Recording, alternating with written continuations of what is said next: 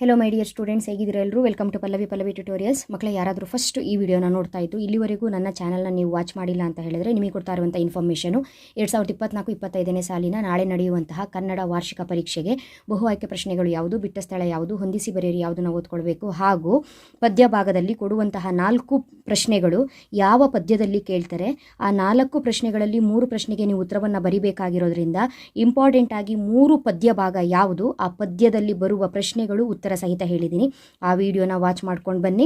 Next ಈ ಒಂದು ವಿಡಿಯೋದಲ್ಲಿ ಗದ್ಯ ಭಾಗದ ಮೇಲೆ 2 ಅಂಕದ ಪ್ರಶ್ನೆಯನ್ನು ಯಾವುದು ಕೇಳ್ತಾರೆ ಅಂತ ಹೇಳ್ಕೊಂಡು, ಆಲ್ರೆಡಿ ನಿಮಗೆ ಗೊತ್ತಿದೆ ಗದ್ಯ ಭಾಗದಲ್ಲಿ ಅವರು ಕೊಡುವಂಥದ್ದು 4 ಪ್ರಶ್ನೆ.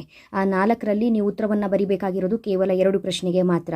ನಾನು ನಿಮಗೆ ಕೊಡ್ತಾ ಇರುವಂತಹ ಪ್ರಶ್ನೆ ಈ ವರ್ಷದ ಮಾದರಿ ಪ್ರಶ್ನೆ ಪತ್ರಿಕೆಯಷ್ಟೇ ಅಲ್ಲದೆ 2 ವರ್ಷದ್ದು ಅಂತ ಹೇಳಿದ್ರೆ 2024ರ ವಾರ್ಷಿಕ ಪರೀಕ್ಷೆ, 2023ರ ವಾರ್ಷಿಕ ಪರೀಕ್ಷೆ, 2024ರ ಮಾದರಿ ಪ್ರಶ್ನೆ ಪತ್ರಿಕೆ ಎಲ್ಲವನ್ನ ಆಧರಿಸಿ ಕರೆಕ್ಟಾಗಿ ಅನಲೈಸ್ ಮಾಡಿ ಪ್ರಶ್ನೆಯನ್ನು ಕೊಡ್ತಾ ಇರುವಂಥದ್ದು. ಹಾಗಾಗಿ ಎಕ್ಸಾಮಿಗೆ ಕರೆಕ್ಟಾಗಿ ಇದಿಷ್ಟು ಪ್ರಶ್ನೆಗೆ ನೀವು ಪ್ರಿಪೇರ್ ಆಗಬೇಕು.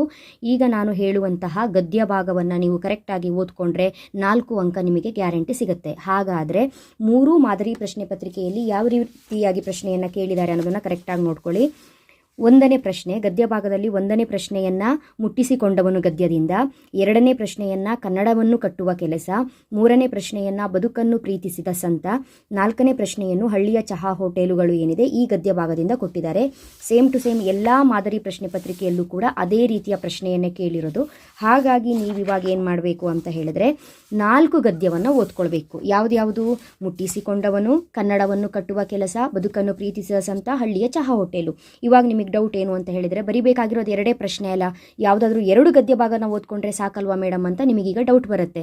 ನೀವು 4ರಲ್ಲಿ ಯಾವುದು ಬೇಕಾದರೂ 2 ಗದ್ಯವನ್ನು ಆಯ್ಕೆ ಮಾಡ್ಕೊಳ್ಳಿ. ಈ 4ರಲ್ಲಿ ಯಾವುದು ಬೇಕಿದ್ರೂ 2ಅನ್ನು ಆಯ್ಕೆ ಮಾಡ್ಕೊಳ್ಳಿ. ಆದರೆ 3 ಮಾದರಿ ಪ್ರಶ್ನೆ ಪತ್ರಿಕೆಯಲ್ಲಿ ಬಂದಿರುವಂಥ ಪ್ರಶ್ನೆಗಳು ಇಂಪಾರ್ಟೆಂಟು. ಎಕ್ಸಾಂಪಲ್ ಹೇಗೆ ಅಂದರೆ, ಇವಾಗ ನಾನು ನಿಮಗೆ ಏನು ಮಾಡ್ತೀನಿ ಅಂತ ಹೇಳಿದ್ರೆ, ಮುಟ್ಟಿಸಿಕೊಂಡವನು ಇದೆಯಲ್ಲ ಗದ್ಯ 1, ಮುಟ್ಟಿಸಿಕೊಂಡವನು ಗದ್ಯದಲ್ಲಿ ಬರುವಂತಹ ಎಲ್ಲ 2 ಅಂಕದ ಪ್ರಶ್ನೆ, ಹಾಗೂ ಹಳ್ಳಿಯ ಚಹಾ ಹೋಟೆಲ್ ಏನಿದೆ ಈ 2 ಗದ್ಯದಲ್ಲಿ ಬರುವ ಅಷ್ಟು 2 ಅಂಕದ ಪ್ರಶ್ನೆಯನ್ನು ಕೊಡ್ತೀನಿ.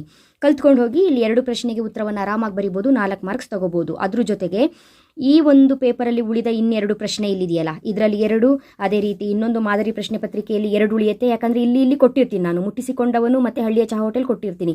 ಇಲ್ಲಿ ಮಧ್ಯದಲ್ಲಿ 2 ಕ್ವಶನ್ ಉಳಿಯುತ್ತಲ್ಲ, ಇದರಲ್ಲಿ 2, ಇನ್ನೊಂದು ಪೇಪರಲ್ಲಿ 2, 3ನೇ ಮಾದರಿ ಪ್ರಶ್ನೆ ಪತ್ರಿಕೆಯಲ್ಲಿ 2. ಟೋಟಲ್ ಆಗಿ ಆ 6 ಪ್ರಶ್ನೆಗಳನ್ನ ನೋಡ್ಕೊಳ್ಬೇಕು. ಅದಕ್ಕೂ ಉತ್ತರವನ್ನು ಕೊಟ್ಟಿರ್ತೀನಿ. ಅದು ಎಕ್ಸ್ಟ್ರಾ ಅಂತ ನೋಡ್ಕೊಳ್ಳಿ, ಕಾರಣ ಮಾದರಿ ಪ್ರಶ್ನೆ ಪತ್ರಿಕೆಯಲ್ಲಿದೆ. ಹಾಗಾಗಿ ಇಂಪಾರ್ಟೆಂಟು. ಟೈಮ್ ವೇಸ್ಟ್ ಮಾಡೋದು ಬೇಡ, ಶುರು ಮಾಡೋಣ ಬನ್ನಿ. ಮುಟ್ಟಿಸಿಕೊಂಡವನು ಗದ್ಯದಲ್ಲಿ ಕೇಳುವಂತಹ 2 ಅಂಕದ ಬಹುಮುಖ್ಯ ಪ್ರಶ್ನೆ, ಡಾಕ್ಟರ್ ಚಂದ್ರಪ್ಪ ಬಸಲಿಂಗನಿಗೆ ಡಾಕ್ಟರ್ ತಿಮ್ಮಪ್ಪನ ಬಗ್ಗೆ ಕೊಟ್ಟ ಅಭಿಪ್ರಾಯವೇನು? ಡಾಕ್ಟರ್ ಚಂದ್ರಪ್ಪನವರು ಡಾಕ್ಟರ್ ತಿಮ್ಮಪ್ಪನವರಿಂದ ಆಗದ ಕೆಲಸ ನನ್ನಂಥವರಿಂದ ಸಾಧ್ಯವಿಲ್ಲ. ನಮ್ಮ ವೈದ್ಯಲೋಕ ಬಲ್ಲ ಅತ್ಯಂತ ಪ್ರಾಮಾಣಿಕ ಪ್ರತಿಭಾವಂತ ಡಾಕ್ಟರ್ ತಿಮ್ಮಪ್ಪ ಈ ಕಣ್ಣಿನ ರೋಗ ಅವರ ವಲಯಕ್ಕೆ ಸೇರಿದ್ದು, ನೀನು ಅವರನ್ನು ನೋಡಿದರೆ ಮಾತ್ರ ಇರುವ ಒಂದು ಕಣ್ಣು ಉಳಿಯುತ್ತೆ ಎಂದು ಬಸಲಿಂಗನಿಗೆ ತಿಮ್ಮಪ್ಪನವರ ಬಗ್ಗೆ ಹೇಳಿದರು. ಈ ಗದ್ಯನ ಒಂದ್ಸಲ ಟೈಮ್ ಸಿಕ್ಕಿದ್ರೆ ಕರೆಕ್ಟಾಗಿ ಓದ್ಕೊಳ್ಳಿ, ಆರಾಮಾಗಿ ಉತ್ತರವನ್ನು ಬರಿಬಹುದು.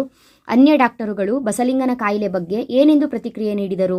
ಅನ್ಯ ಡಾಕ್ಟರುಗಳು ಬಸಲಿಂಗನ ಕಾಯಿಲೆ ಬಗ್ಗೆ ನೋಡಿ, ಇದಕ್ಕೆ ಆಪರೇಷನ್ನೇ ಬೇಕಿಲ್ಲ, ಆ ಡಾಕ್ಟರ್ ತಿಮ್ಮಪ್ಪನಿಗೆ ಬುದ್ಧಿ ಇಲ್ಲ, ಅದಕ್ಕೆ ಆಪರೇಷನ್ ಮಾಡಿದ್ದಾರೆ ಎಂದು ಹೇಳಿದರು.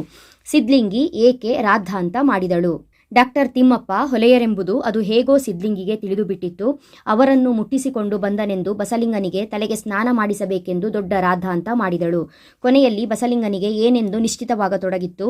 ಕೊನೆಯಲ್ಲಿ ಬಸಲಿಂಗನಿಗೆ ತನ್ನ ಉಡಾಫೆ, ಸುಳ್ಳು, ಜಾತಿ ಮಠದ ಗುರು ಯಾರೂ ಕಣ್ಣನ್ನು ಉಳಿಸುವುದಿಲ್ಲ ಎಂದು ಬಸಲಿಂಗನಿಗೆ ನಿಶ್ಚಿತವಾಗತೊಡಗಿತ್ತು. ಬಸಲಿಂಗನಿಗೆ ಅದು ಪುರುಸೊತ್ತಿಲ್ಲದ ಕಾಲ ಯಾಕೆ? ಬಸಲಿಂಗನಿಗೆ ಅದು ಪುರುಸೊತ್ತಿಲ್ಲದ ಕಾಲ ಏಕೆಂದರೆ ದುಡಿಯುವುದನ್ನು 4 ದಿನ ತಡ ಮಾಡಿದರೆ ನೇಗಿಲ ಕುಳ ನೆಲದಲ್ಲಿ ನಾಟುವುದಿಲ್ಲ. ಹೆಂಡತಿ ಸಿದ್ಲಿಂಗಿ ಏನು ಹೇಳುತ್ತಲೇ ಇದ್ದಳು? ಹೆಂಡತಿ ಸಿದ್ಲಿಂಗಿ ಮಗುವಿಗೆ ಮೈಯೆಲ್ಲ ಸರಿಯಿಲ್ಲ, ಕೆಮ್ಮು ಹೋಗುತ್ತಲೇ ಇಲ್ಲ, ಶಿವನೂರು ಸ್ವಾಮಿಗಳಿಗೆ ತೋರಿಸಬೇಕು ಎಂದು ಹೇಳುತ್ತಲೇ ಇದ್ದಳು.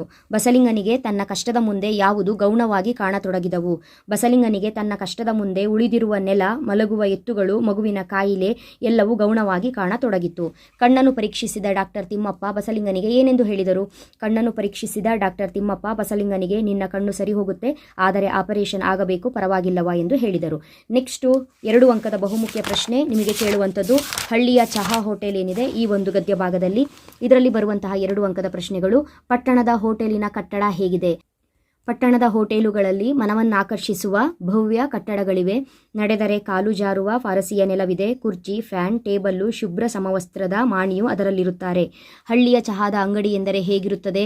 ಹಳ್ಳಿಯ ಚಹಾದ ಅಂಗಡಿಗಳಲ್ಲಿ ಮುರುಕು ಬೆಂಚು, 3 ಕಾಲಿನ ಕುರ್ಚಿ ಇವೆ.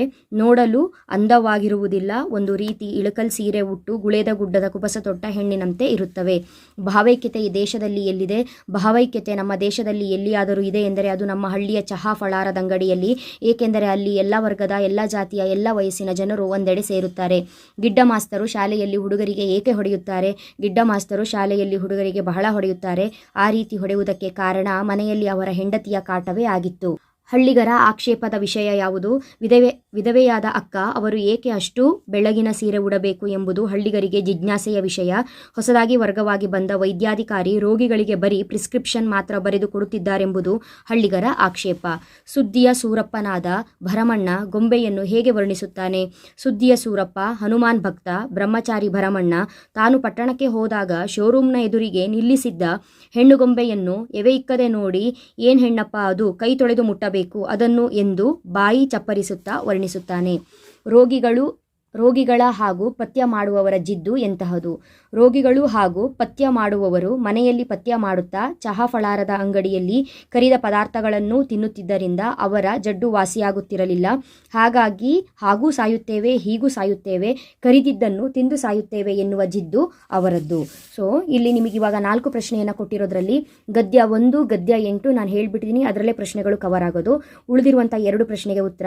ಕನ್ನಡದ ಸಮಸ್ಯೆಗಳು ಎಲ್ಲಿಯವರೆಗೆ ಇದ್ದೇ ಇರುತ್ತವೆ? ಎಲ್ಲಿಯವರೆಗೆ ಕನ್ನಡ ನಮ್ಮ ಆಡಳಿತ ಶಿಕ್ಷಣದಲ್ಲಿ ಪ್ರಥಮವೂ ಪ್ರಧಾನವೂ ಆಗಿರುವುದಿಲ್ಲವೋ, ಎಲ್ಲಿಯವರೆಗೆ ಅದು ಜನಜೀವನವನ್ನು ತುಂಬಿಕೊಳ್ಳುವುದಿಲ್ಲವೋ, ಎಲ್ಲಿಯವರೆಗೆ ಕನ್ನಡಿಗರು ಸ್ವಾಭಿಮಾನಿಗಳಾಗುವುದಿಲ್ಲವೋ ಅಲ್ಲಿಯವರೆಗೂ ಕನ್ನಡದ ಸಮಸ್ಯೆಗಳು ಇದ್ದೇ ಇರುತ್ತದೆ.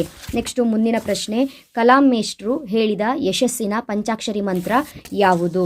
ಕಲಾಂ ಅವರು ಹೇಳುವ ಯಶಸ್ಸಿನ ಪಂಚಾಕ್ಷರಿ ಮಂತ್ರವೆಂದರೆ ಕುತೂಹಲ, ಆಲೋಚನಾ ಶಕ್ತಿ, ಜ್ಞಾನ, ಕಷ್ಟಪಟ್ಟು ಕೆಲಸ ಮಾಡುವುದು ಮತ್ತು ಗುರಿ ಸಾಧಿಸುವ ಛಲ.